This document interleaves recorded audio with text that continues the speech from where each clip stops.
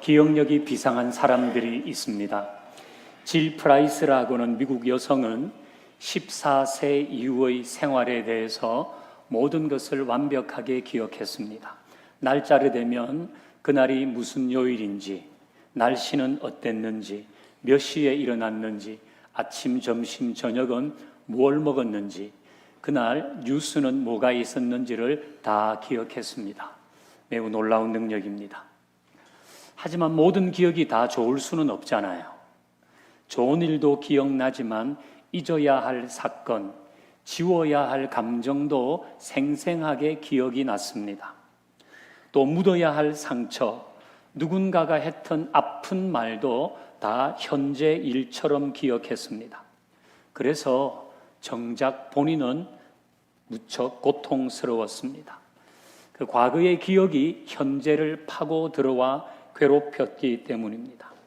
그래서 잊을 건 잊어야 합니다. 잊어야 할 것을 잊지 않으면 그것이 시간의 개념을 흐트려 놓습니다.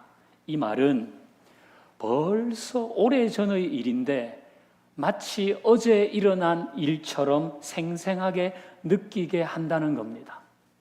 그 사건은 벌써 옛날 일인데 마치 오늘 일어난 일처럼 생각하고 있다는 거죠. 그 사건에 대해서 시간 개념이 없어진 것입니다. 잊지 못했기 때문이죠. 그래서 잊을 건 잊어야 하는데 이게 쉽지는 않잖아요. 자꾸 되뇌어집니다. 그럴 때 스스로를 지킬 수 있는 한마디가 있습니다. 우리 같이 한번 읽으십시다. 시작. 그건 참 오래전 일이야. 그건 참 오래전 일이잖아. 과거의 사건 또는 어떤 사람으로 인한 상처와 아픔, 트라우마가 여러분에게 있을 겁니다. 그것이 잊혀지지 않고 자꾸 나를 괴롭힐 때 스스로에게 그건 참 오래전 일이야. 그러니 질책하거나 후회하거나 아파하지 말자. 그건 벌써 오래전의 일이잖아. 이렇게 말해 주라는 것입니다. 주님도 이전 것은 지나갔으니 보라 새 것이 되었도다. 우리에게 말씀하시잖아요. 이처럼 망각은 축복이 되기도 합니다. 그래서 안타까운 기억들, 아픈 기억, 고통스러운 시간들은 교훈은 받지만 빨리 잊는 것이 좋습니다. 그러나 잊지 말아야 할 것도 있죠. 부모님 기일 기억해야 됩니다. 결혼 기념일 잊으면 안 됩니다. 첫사랑 그건 여러분이 알아서 하십시오. 어떻든 잊어야 할 것이 있는 반면 잊으면 안 될 것이 있습니다. 그 중에 정말 잊으면 안 될 것 있죠. 그건 바로 하나님의 은혜입니다. 지난 시간 주셨던 내가 어려울 때 함께 하셨던 하나님의 은혜입니다. 한 청년이 목사님을 찾아와서 기도 부탁을 했습니다. 목사님, 제가 새로 사업을 시작했는데 잘 되도록 기도해 주십시오. 그 사업이 잘 되게 해주시면 하나님께 열의 하나도 구별해서 드리고 하나님 기뻐하시는 일 많이 하겠습니다. 그 목사님이 그를 위해 간절히 기도했습니다. 청년의 사업은 놀라우리만큼 번창했습니다. 사업이 커지자 청년은 바빠졌어요. 하나님과 약속했던 것을 점점 잊어갑니다. 예배 출석도 등한히 하고 잘 하던 헌금 생활도 제대로 하지 않았습니다. 그래서 목사님이 또 신방을 갔습니다. 아니, 요즘 왜 이렇게 보기가 힘듭니까? 왜 신앙생활을 등한히 합니까? 청년이 대답합니다. 목사님, 너무 바빠요. 또 돈의 액수가 커지니까 그 중에 10분의 1을 떼내기가 너무 어려워요. 여러 군데 사업장을 벌이다 보니까 주일날 예배드리기가 쉽지 않습니다. 대화가 끝났습니다.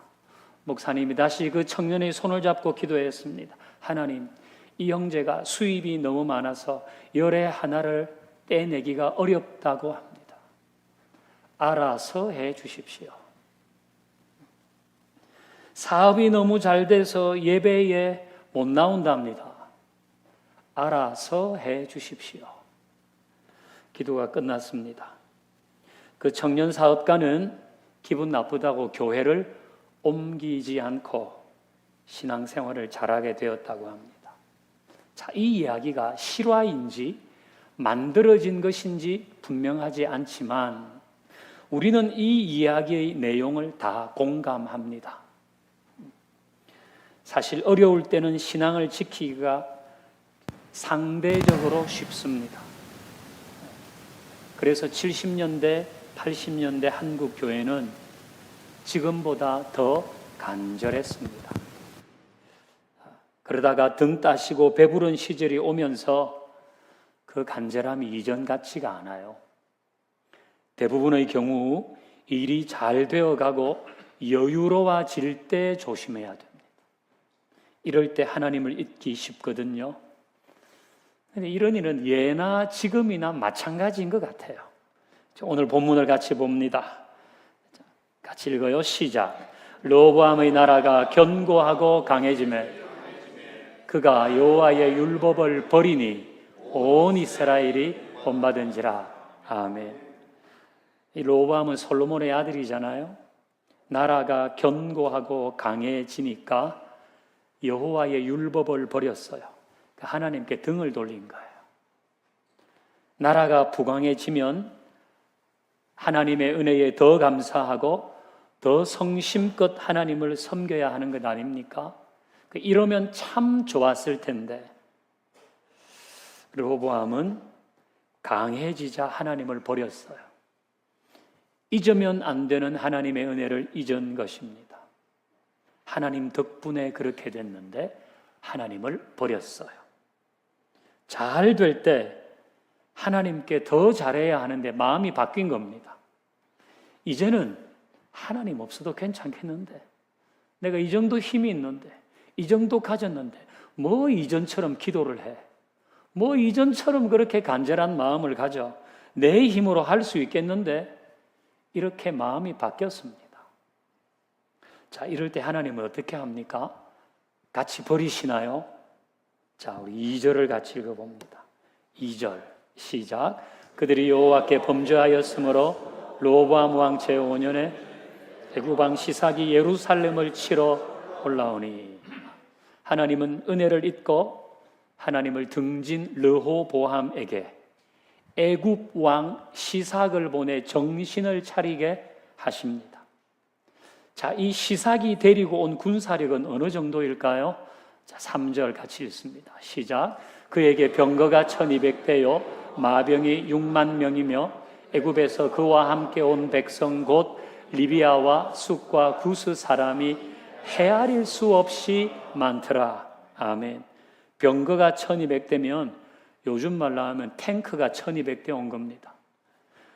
거기에 말탄 기병이 6만 명이고 보병은 헤아릴 수가 없습니다. 르호보암 시대의 예루살렘 성 크기는 중앙공원만 합니다. 시청 뒤에 중앙공원 아시죠? 그게 예루살렘 성 크기입니다. 사이즈가 중앙공원만 한데 탱크가 1200대, 기병이 6만 명, 셀 수 없는 보병이 둘러쌌다고 하십시다. 이건 해보나 마나한 싸움입니다. 르호보암이 정신을 차릴 수밖에 없는 상황이에요. 하나님은 왜 이렇게 세게 나오시나요?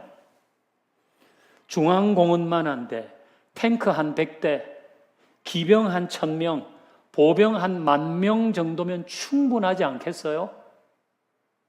그런데 하나님은 엄청 세게 나가십니다. 왜 그럴까요? 전화가 와서 그럴까요? 왜 하나님이 이렇게 세게 나가실까요? 이 정도 아니면 르호보암이 꿈쩍하지 않습니다. 르호보암이 나도 이제 강해졌다고, 나도 이제 힘 좀 있는데 한번 해보지 뭐, 이렇게 버텼을지 모릅니다. 그래서 하나님은 르호보암의 입이 딱 벌어지게 크게 한 방 먹인 것입니다. 자, 이제 이렇게 어안이 벙벙해진 르호보암에게 하나님께서 말씀하십니다. 역대하 12장 5절 앞부분을 같이 읽습니다. 시작.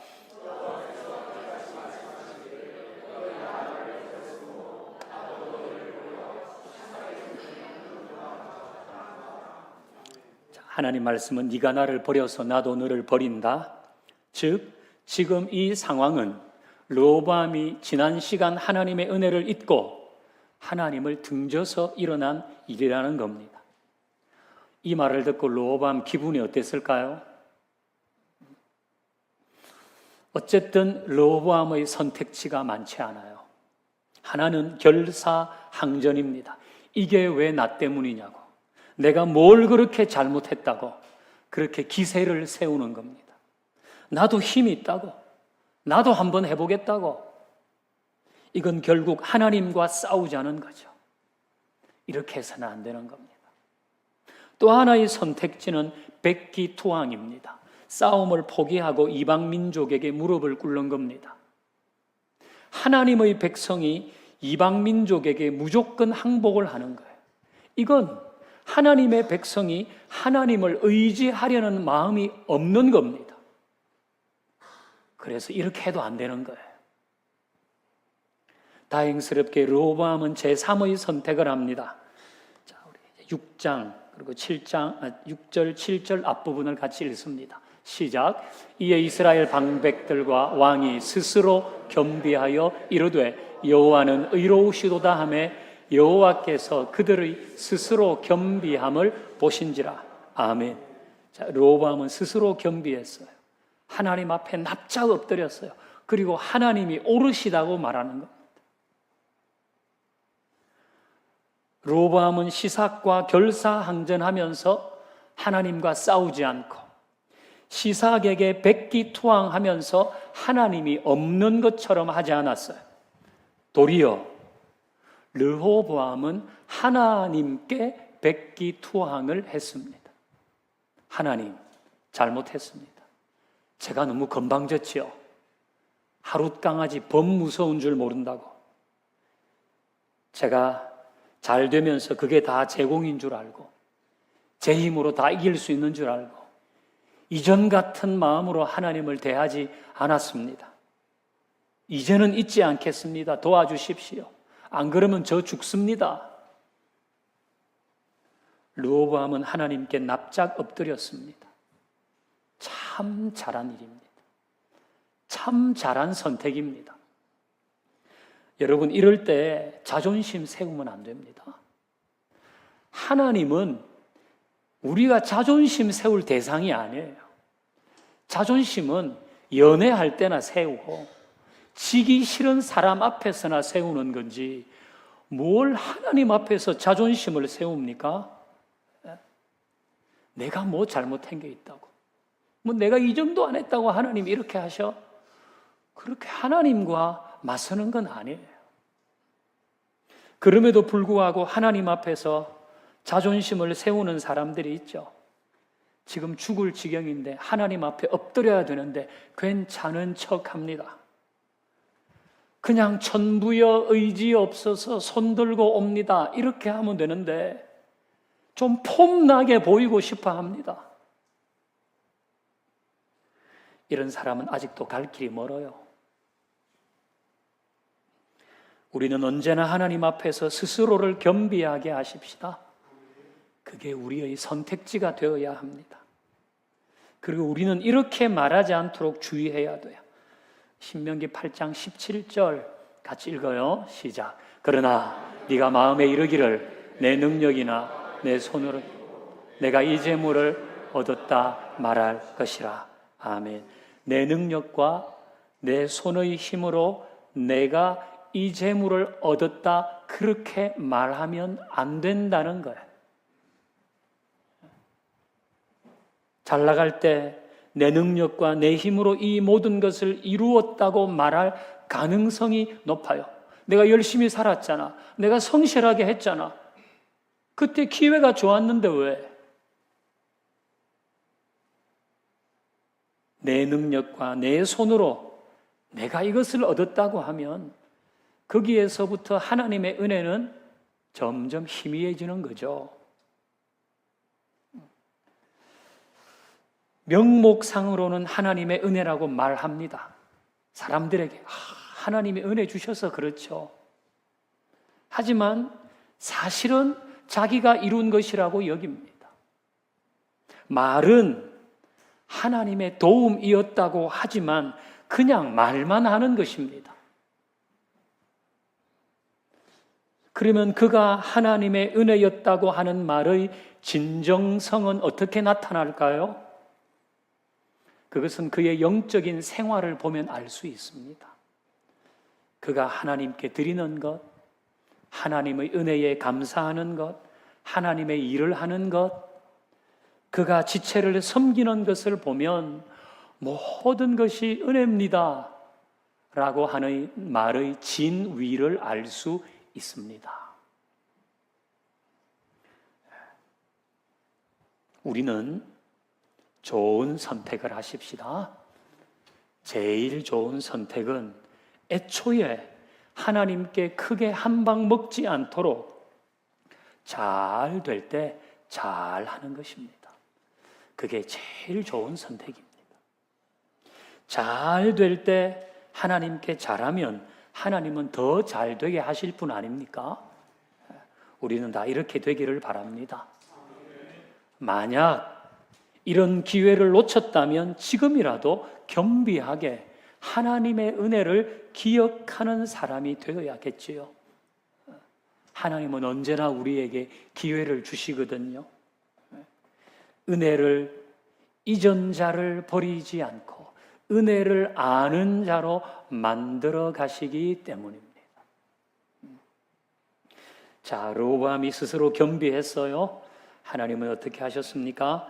우리 7절 이제 뒷부분을 같이 읽습니다. 시작.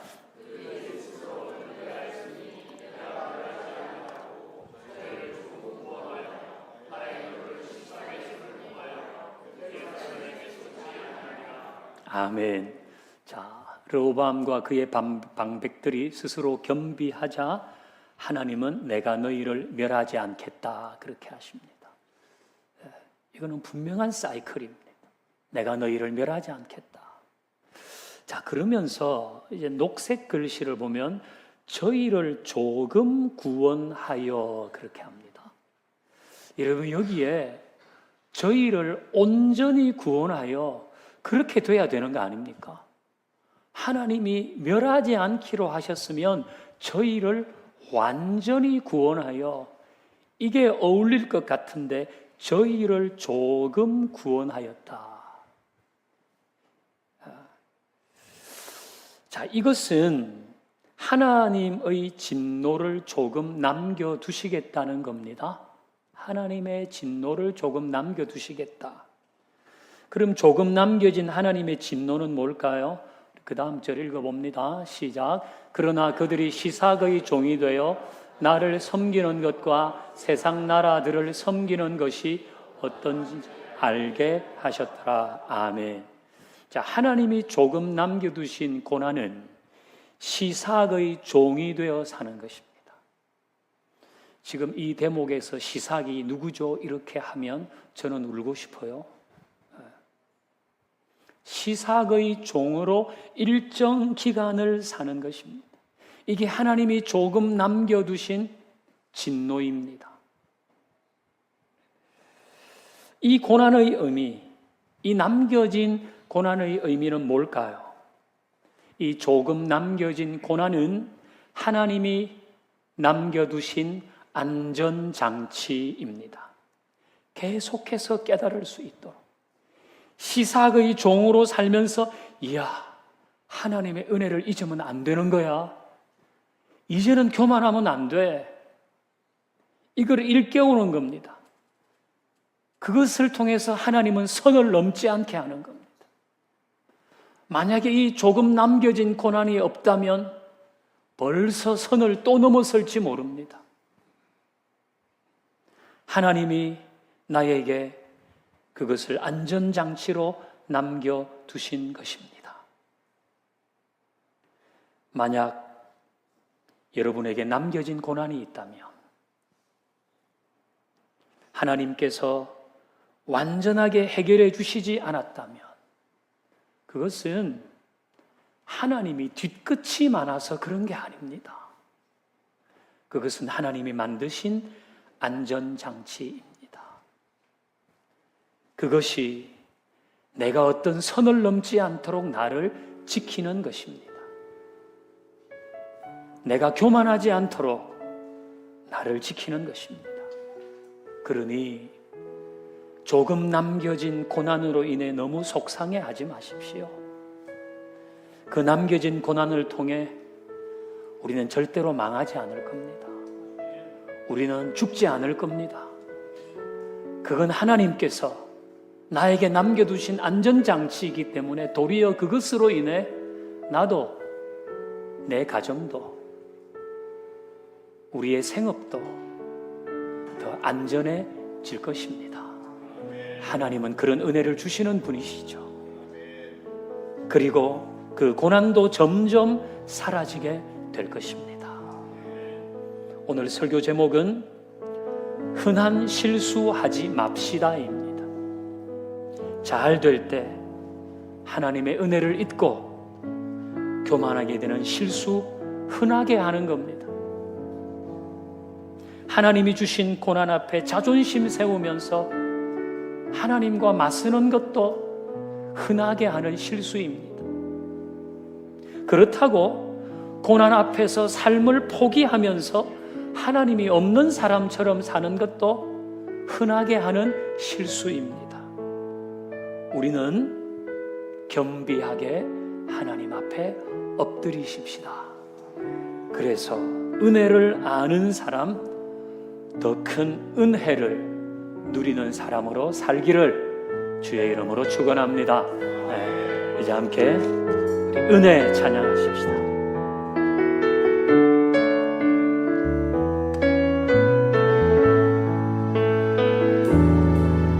내가 누려왔던 모든 것들, 내가 지나왔던 모든 시간, 내가 걸어왔던 모든 순간이 당연한 것 아니라 은혜였소. 아침해가 뜨고 저녁에도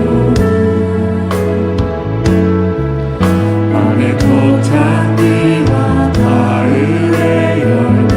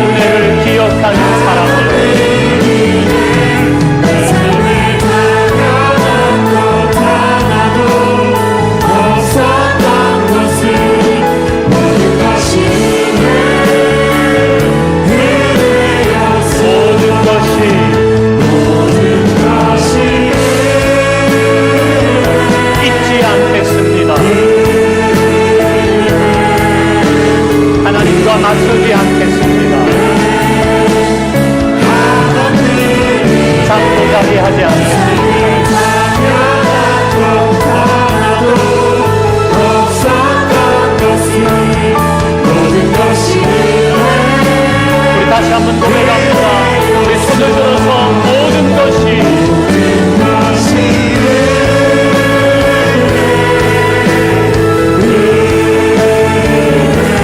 조금 남겨진 고난의 의미를 알고 살겠습니다.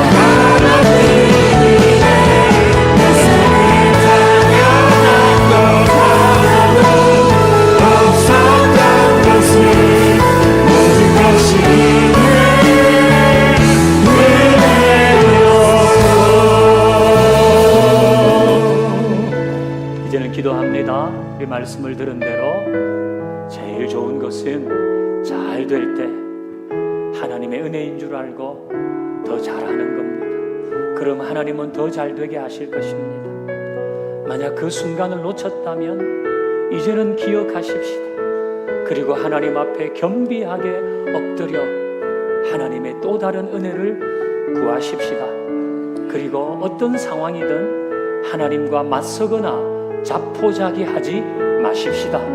그리고 조금 남겨진 그 고난의 의미를 기억하고 그것이 하나님이 주신 안전장치인 줄 알고 그리고 그 고난도 점점 사라질 줄 확신하며 이 시간 하나님의 은혜를 구하며 같이 기도합니다. 하나님 아버지 감사합니다. 로보암처럼 살지 않습니다. 우리는 잘 될 때 그것이 하나님의 은혜인 줄 알고 하나님께 더 잘하는 사람들 되게 하셔서 하나님이 더 잘 되게 하는 은혜를 주시옵소서. 만약 이 시간을 놓쳤다면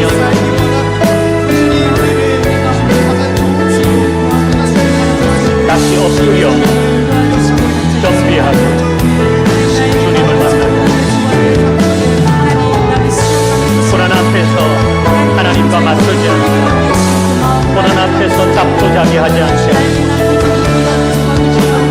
우리에게 조금 남겨둔 고난의 의미를 기억하게 하십시오. 그것은 안전장치인 줄 알게 하시고 만약 그 남겨진 고난이 없었다면 나는 분명히 선을 넘었을 것입니다. 나는 교만했을 것입니다. 나는 은혜를 저버렸을 겁니다. 그러나 조금 남겨진 고난으로 인해 우리가 믿음을 지키며 손을 지켜 살게 하셨습니다. 하나님, 이 남겨진 고난을 통해 우리는 절대 망하지 않을 줄 압니다.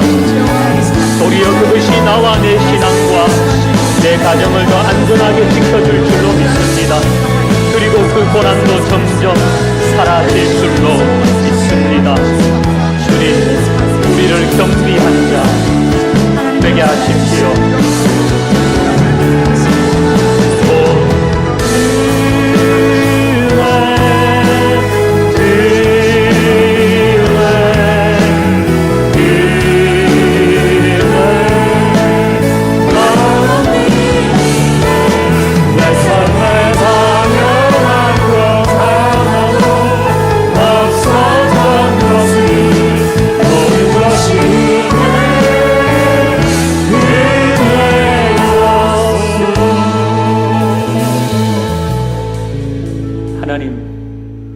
가장 좋은 선택을 하기를 원합니다.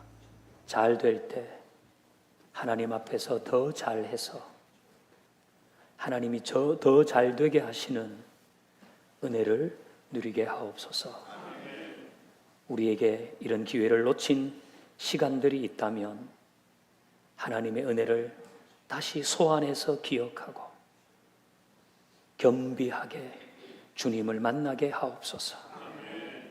고난 앞에서 하나님과 맞서거나 자포자기하지 않게 하옵소서.